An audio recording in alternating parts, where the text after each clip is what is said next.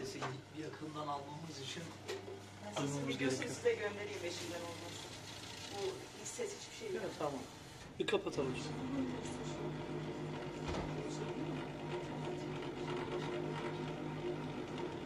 Demir döküm Nepto kombi neden ses yapar? Bir bakalım neden ses yapar.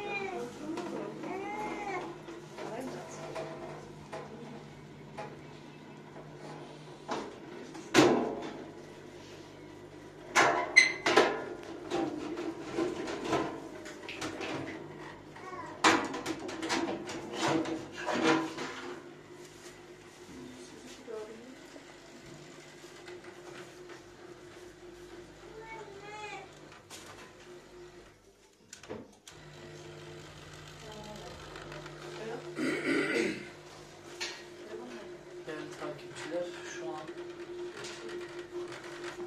Türkiye'de bir ilke girmiş olabiliriz diyebiliriz. Bakın sese.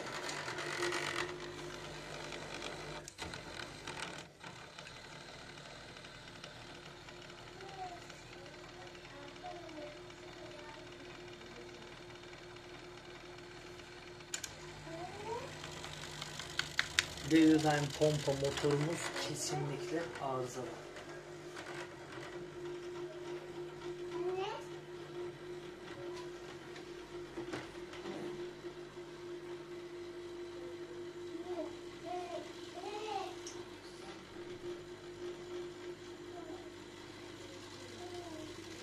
Normalde çok zor arızalanan bir devirden pompa motorudur değerli takipçiler. Bu pompa motoru sökülüp yerine bir pompa motoru takıldıktan sonra kombiniz eskisi gibi zil gibi çalışacak. Kendiniz gözünüzde görüyorsunuz. Grundfos güzel kaliteli bir pompadır. Ama bu ses sizi ne kadar rahatsız ediyor? Sesi.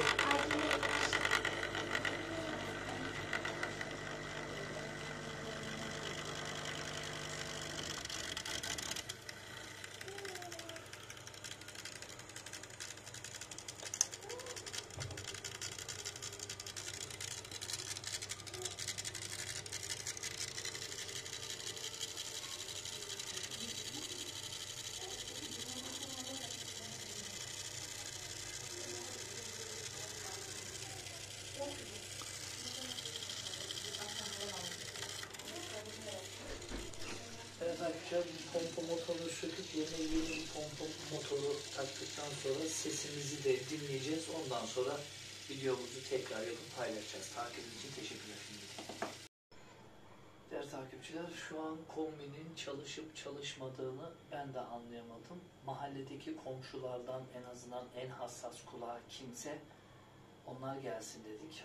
Şu an evin içinde 45 kişiyiz. Kombinin çalışıp çalışmadığını öğrenemedik. Tanıdık bir doktorum var. Ömer Hoca, kulak burun boğaz doktoru, profesör. Abi dedik, biz duyamıyoruz. Senin bunu hani duyma imkanın var mı Fatih? Şimdi ne demek bu, bizim işimiz dedi. Teleskop diyeceğim. Hani yukarıya bakan var ya Ebru'cum, sen telaffuz eder misin? Streteskop. Evet. Onunla geldik, dinledik. Çalışıyormuş. Şuradan alevi görebiliyor muyuz? Evet, bir alev gördük. Şu an kombimizin devirdaim pompa motorunu değiştirdik. Piyasada en ucuz pompa motoru takan eleman olarak fiyatını da söylüyoruz. 2650 TL değerli takipçiler. 2650 TL'ye taktık bunu. Niçin? Çünkü bugün 2020'ye yaklaşık 15 saat kala eşimi, çoluğumu, çocuğumu bir otele götüreceğim. Otel parasını da bu müşteriden çıkartmam lazım. 2750 TL'ye bu pompa motorumuzu taktık. Tabii inananlar kesin olacaktır değerli takipçiler. Gördüğünüz gibi eski pompa motoru. Sizlerden ricamız değerli takipçiler, eski pompa motoru eğer şayet gelen eleman pompa motorunuz arızalı diyorsa sıfırının takıldığından emin olun. Bu pompa motorunu da kesinlikle vermeyin. Eski pompa motoru müşterinin evinde kalması lazım.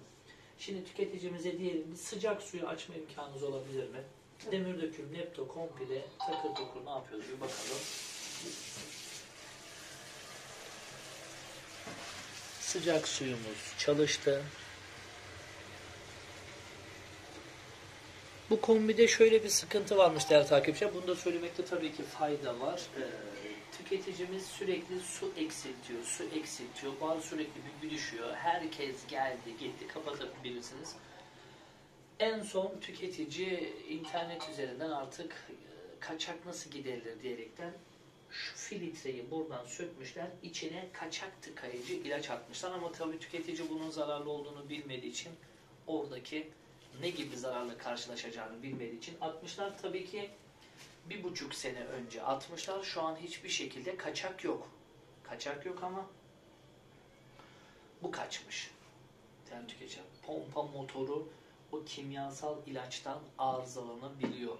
Grundfos motor dünya çapında gerçekten güzel kaliteli bir pompa motorudur. Benim 900.000 tane yakın videom var. 900.000 tane yakın videoma bakın. Bir tane Grundfos pompa motoru değiştirmiş miyim, değiştirmemiş miyim diye bir bakın. Genelde yani 100 kombide 1 ya da 2 tane ama ben şu ana kadar değiştirdiğimi hatırlamıyorum. Bu Grundfos değişimi de ilk olacak değerli takipçiler. Aklınıza takılan soruları mutlaka sorun. Ama dediğimiz gibi kimyasal tıkama ilacı normalde nasıl olmalı? Kombi iptal edilmeli. Kimyasal ilaç içine atıldıktan sonra kendi halini devir daim edilmeli. Nasıl devir daim edilmeli? Petek tesisat temizliği yapan firmalar var. Isıtıcısıyla çalışıyor. Burayı körleyecekler. Tesisatın içinde kombi devre dışı kalarak bu pompa motorumuzu da değerli takipçiler filtre temizliğinden ziyade tıkanıklık yaparken filtre sökülmüş. Filtre söküldükten sonra ilaç atılmış. Şu an kombimiz filtresiz çalışıyor. Kimyasal ilaçla yarın bir gün kombimiz tek eşanjörlü kombi olduğu için kazanı da tıkayabiliyor. Hepinize mutlu 2020 yıllar diyoruz. Hoşçakalın.